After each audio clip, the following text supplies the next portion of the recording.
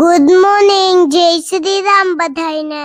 સવારમાં જો હું રીંગલીના છોડને પાણી પાઉં છું. પછી મેં જાંબુ ખાધું ને પછી અમે રાવલા ખાવા ગયા ને બાને સાપની કાચરી દેખાડી. તમે જોઈ છે કે આ રહી સાપની કાચરી?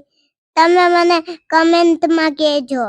પછી અમે રાવલા ખાધા ને પછી મેં મમ્મીને ગુલાબના ફૂલ આપ્યા ને એમ કીધું કે મને આમાંથી શરબત બનાવ દે. મમ્મીએ પછી શરબત બનાવવાની પ્રોસેસ શરૂ કરી દીધી. મારી મમ્મી ગુલાબનું શરબત બનાવે ત્યાં સુધી તમે બધા ચેનલને સબસ્ક્રાઇબ કરી દો. તો કરી દીધી ને તમે બધા સબસ્ક્રાઇબ? તો જો શરબત પણ બનીને તૈયાર છે. પછી થોડીક વાર શરબત ફ્રીજમાં મૂક્યું, ઠંડુ થઈ ગયું શરબત, પછી પી ગઈ. બહુ જ મસ્ત બન્યું છે શરબત.